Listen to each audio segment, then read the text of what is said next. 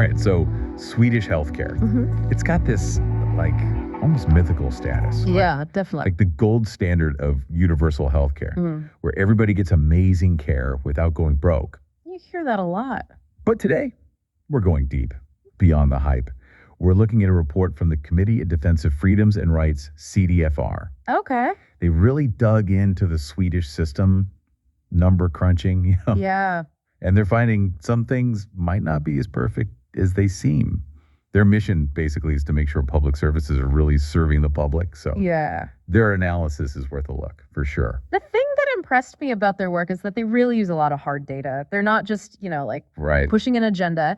They're really looking at what the numbers tell us from groups like the OECD and the World Health Organization. Okay, so let's dive in. One of the big selling points of universal health care is easy access, right? Right. For everyone. Yeah. No more worrying about, can I afford to see a doctor? But what's the reality in Sweden? What did the CDFR find? Well, they found that the average wait to see a GP in Sweden is 3 to 5 weeks.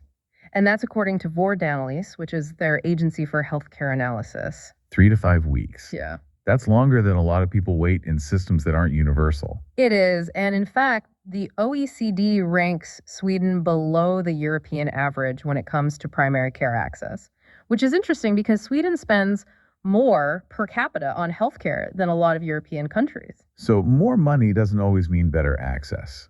That's a myth busted right there. Right. What does the CDFR say is causing these bottlenecks? I mean, it's designed for everyone to have care, so what's going wrong? This might surprise you, but one of the big things they found was bureaucracy. Bureaucracy. You mean like paperwork and red tape? Exactly. And you'd think with all of Sweden's advanced technology, they would be pretty streamlined. Yeah. But the report found that doctors in Sweden spend 44% of their time on administrative tasks. And that figure comes straight from their Association of Municipalities and Regions, the SKR. 44%. So almost half their workday, they're spending almost as much time on paperwork as they are with patients. Yeah, it's a little crazy, right? Yeah. And here's the thing. Their electronic health records, which are supposed to make things more efficient, have actually made workflows more complex in some ways. And get this, bureaucratic procedures have increased by 28% in the last 5 years alone. Wow. So instead of helping doctors see more patients, it's actually bogging them down. Right. Okay, so what about specialists? If it takes that long just to see a GP, I imagine getting to a specialist is even tougher. Yeah. The data from the CDFR is pretty eye-opening on that. The average wait for a specialist appointment is 3 to 6 months. 3 to 6 months. That's a long time if you have, a serious health concern. It is. And it gets even more concerning when you look at cancer care specifically. The report found that delays in cancer treatment are 40% higher than the European standard. That's a huge difference. It is a big difference. And I imagine not just inconvenient, but it could have real consequences for people's health. Yeah. So we see that access isn't as simple as it sounds, even in a universal system like Sweden's. But one of the ideas behind universal healthcare is everyone gets equal access, right? Right. Is that actually true in Sweden? That's where the CDFR analysis gets interesting. Their research reveals that even within this system, there are pretty big differences in who gets care and how fast they get it. For example, they found that immigrant populations face waiting times that are 60% longer than for native Swedes. 60% longer. That's a massive gap. It is. And it's even tougher if you live in a rural area. The average person in a rural area has to travel 87 kilometers, that's over 50 miles, just to see a specialist. So even in a system designed for equal access, where you live and your background can still have a big impact. Yeah, and that's one of the key things that comes out of this report. All right, so we've got long wait times, tons of paperwork, and unequal access. What's at the root of all this? What are the underlying causes? Well, the CDFR identifies a few key factors. One of the biggest is how resources are allocated within the system. Okay. It's not just about how much money is spent, but how it's spent. Right. They point out inefficiencies in the distribution of healthcare facilities, meaning some regions have shortages, even if the overall spending is high. They also talk about staff shortages, especially in key specialties. So it's not just a lack of resources, it's about making sure the resources are used effectively. Exactly. And then, of course, there's that huge administrative burden we talked about. The CDFR found that the referral system is really complex and there are just tons of documentation requirements. It all adds up to a system that's struggling to keep up with demand, even with a lot of investment. It sounds like a vicious cycle. More bureaucracy leads to less efficiency, which leads to longer wait times, and frustrated patients. That's a really good way to put it. It's almost like the system is working against itself in a way. So let's talk about the economics of this. Sweden has some of the highest taxes in the world. Right. A lot of that goes to healthcare. So are they getting their money's worth? That's another thing the CDFR looked at, and it's pretty interesting what they found. Okay. So even though they put a lot of money into healthcare, their spending isn't as efficient as you might expect. They actually rank below other comparable countries when it comes to how well they're using their healthcare dollars. So they're putting a lot in, but not getting the same results as some other countries. Pretty much. And it gets even more concerning when you consider that 23% of their healthcare budget is going to administrative costs. So that's money that isn't going directly to patient care. 23%. That's a big chunk of their budget. It is. And it really highlights that even in a high spending system, inefficiencies can make a big difference in the quality and accessibility of care. Okay, so we've been talking a lot about numbers and statistics, which paint a pretty clear picture of the challenges. Right. But I think it's important to remember that behind all those numbers, there are human stories. What kind of impact are these problems having on real people's lives? That's an important point. And to try to get at that human impact, the CDFR included a number of personal stories from people who've actually gone through the Swedish system, real people who've experienced this firsthand. Can you give us an example? Well, one thing that kept coming up was that urban-rural divide we mentioned earlier. The report talks about people in rural communities facing wait times that are sometimes 45% longer than in cities, and that's just for basic care. And then when you add in the limited access to specialists, it really creates this sense of isolation and frustration. Yeah, it sounds like for those folks, the promise of universal health care feels really far off. That's definitely the message that comes through in these stories. And it's not just about location either. There are stories about the struggles of vulnerable populations like the elderly and immigrants. For instance, immigrants often face language barriers that make it hard to navigate the system and advocate for their needs. It's tough to hear those stories, especially when you think about how the system is supposed to work for everyone. Right. It shows that healthcare isn't just about numbers, it's about people's lives. And when the system isn't working well, it has a real human cost. It's a sobering reminder that even with the best intentions, there's always room for improvement. That's for sure. So we've seen the challenges, but what about solutions?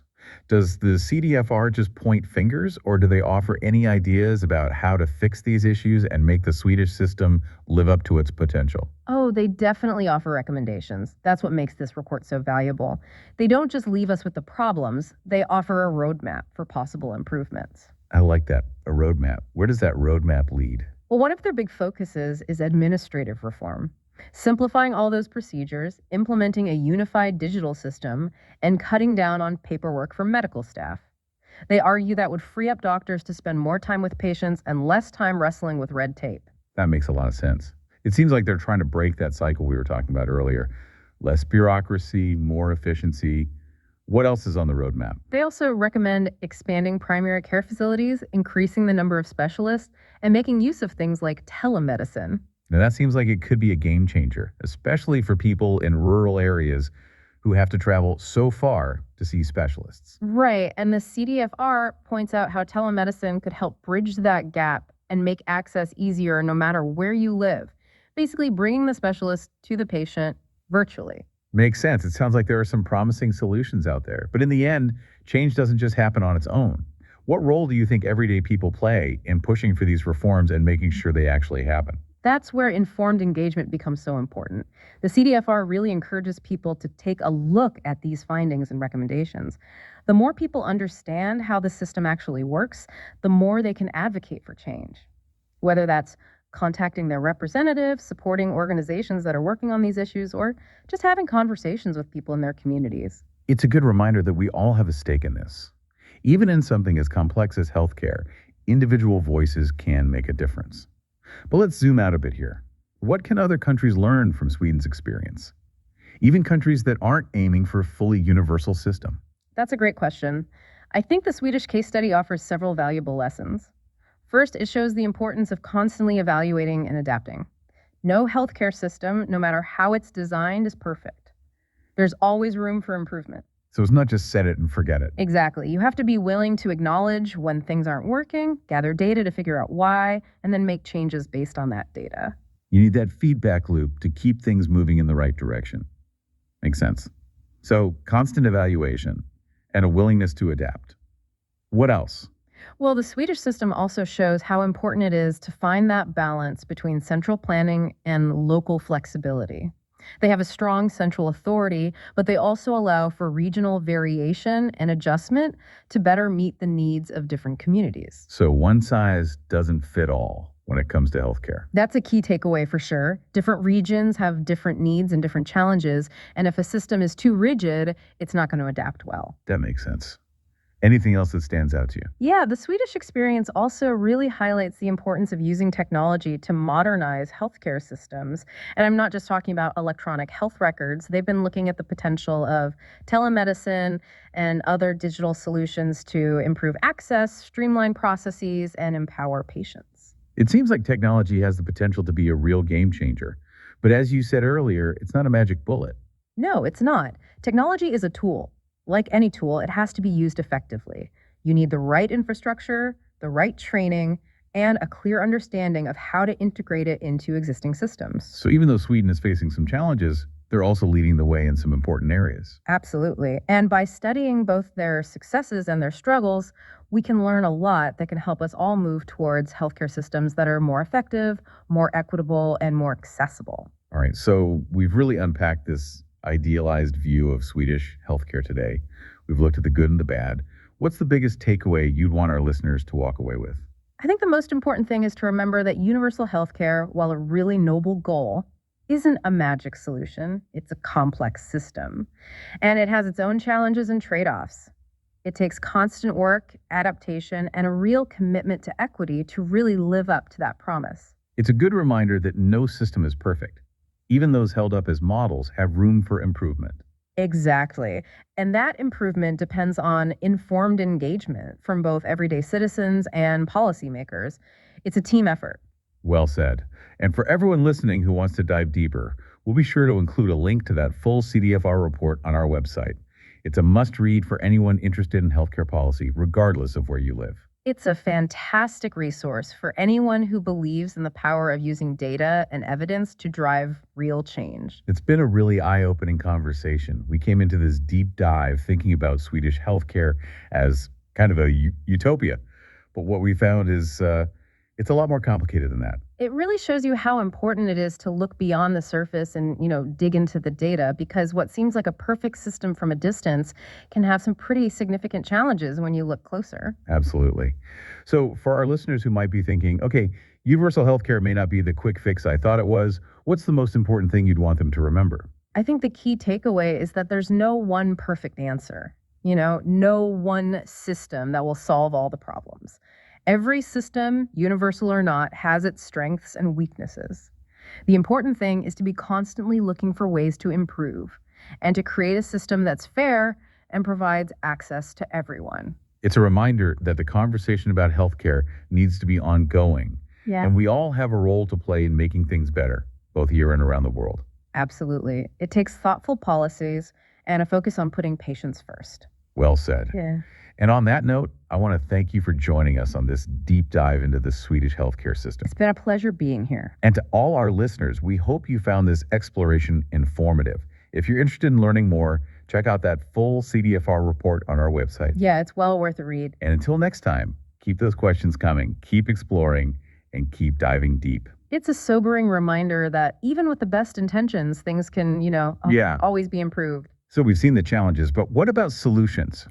Does the CDFR just point fingers, or do they have any ideas about how to fix these issues? Like make the Swedish system actually live up to its potential? Oh, they absolutely offer recommendations. In fact, that's one of the things that makes this report so valuable, I think. They don't just, leave you with a list of problems. They really try to give you a roadmap for how things could be improved. Okay, I like that, a roadmap. So where does this roadmap lead? Well, one of the big things they focus on is administrative reform.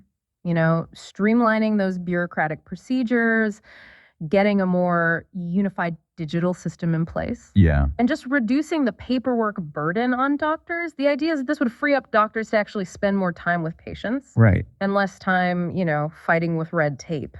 That makes a lot of sense. It seems like they're trying to break that cycle we were talking about. Less bureaucracy equals more efficiency. Right. What else is on the roadmap? They also recommend expanding primary care facilities, increasing the number of specialists. Okay. And utilizing things like telemedicine more effectively. Telemedicine. Now, that seems like it could really be a game changer, especially for people in those rural areas that have to travel so far.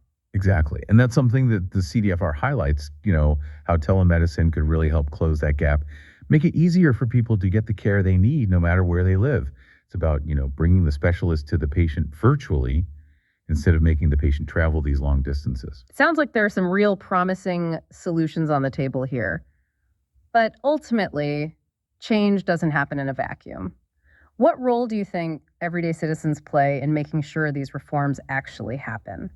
Well, that's where informed engagement really comes in. The CDFR really encourages people to look at these findings, look at the recommendations, because the more people understand, what's actually going on, the better equipped they are to advocate for change. And that can take a lot of different forms. It could be contacting your elected officials. It could be supporting organizations that are working on these issues. Right. It could be just talking to people in your community, spreading awareness. It's a good reminder that, even in a system as big and complex as healthcare, we all have a role to play. Individual voices can make a difference. But let's zoom out a bit here. I'm curious, what can other countries learn from Sweden's experience? Even countries that aren't going for, a fully universal model. That's a great question. And I think there are a few really valuable lessons that we can take from the Swedish case study. First of all, it highlights the importance of constant evaluation. Okay. No healthcare system, regardless of how it's designed, is perfect. There are always going to be things that need to be improved. So it's not a set it and forget it kind of thing. Exactly. You've got to be willing to say, okay, what's working, what's not working, look at the data, and then make changes based on what you find. So you need that feedback loop to keep things moving in the right direction. Yeah, makes sense, right? So constant evaluation is key. And then the other thing that the Swedish system shows is how important it is to have a balance between central planning and local flexibility. Okay. They have this strong central authority, but they also allow for some regional variation and adjustments, which allows them to sort of tailor the system to the particular needs of different communities. So one size fits all doesn't always work when it comes to healthcare. Yeah, that's a really important insight. Because different regions have different needs, different populations, different challenges.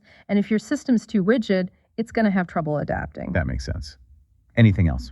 The other thing that the Swedish experience really underscores is the importance of leveraging technology.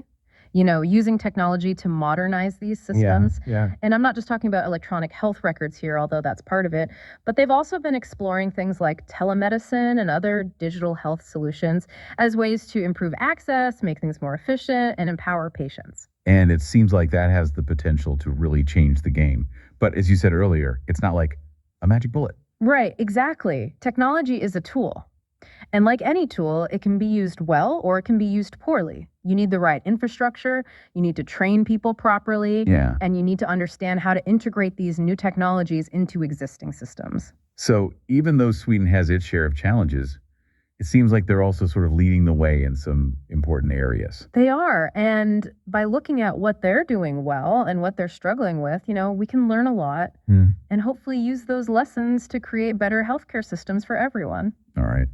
So today we really unpacked this whole idealized vision of Swedish healthcare.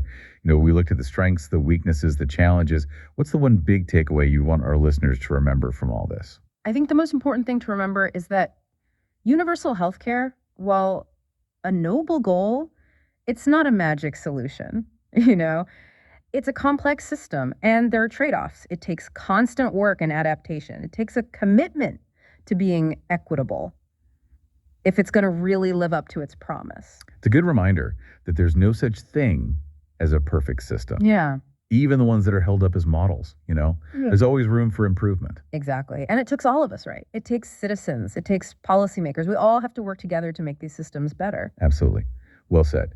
And for all our listeners out there who want to dig a little deeper into this, we will be sure to post a link to that full CDFR report on our website. It's a great read, very informative, a lot of good data in there. It's a must read for anyone who's interested in healthcare policy, really, no matter where you live. Absolutely. For anyone who wants to see positive change in the world, that's a great place to start. Yeah, it has been eye-opening. We started thinking about Swedish healthcare as this, utopian thing, but turns out it's more complicated. It's a lot more nuanced, yeah.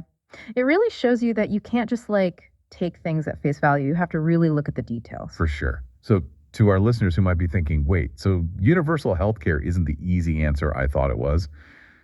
What's the key takeaway here? I think the big takeaway is that there's no magic bullet, no single system that's going to be perfect for everyone, Right. Every approach, whether it's universal or not, is going to have pluses and minuses. The important thing is to keep working at it, adapting, and making sure everyone has access. It's a reminder that we need to keep having this conversation about healthcare.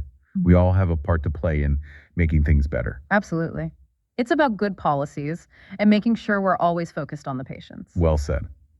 And on that note, I want to thank you for joining us today for this deep dive into the Swedish healthcare system. It's been my pleasure. And to our listeners, we hope you found this exploration useful. If you want to know more, be sure to check out that full CDFR report. We'll have a link on our website. It's a great resource, lots of good data and analysis. It's really a must-read for anyone who's interested in healthcare policy, no matter where you live. I couldn't agree more. So until next time, keep those questions coming, keep learning, keep exploring, and keep diving deep.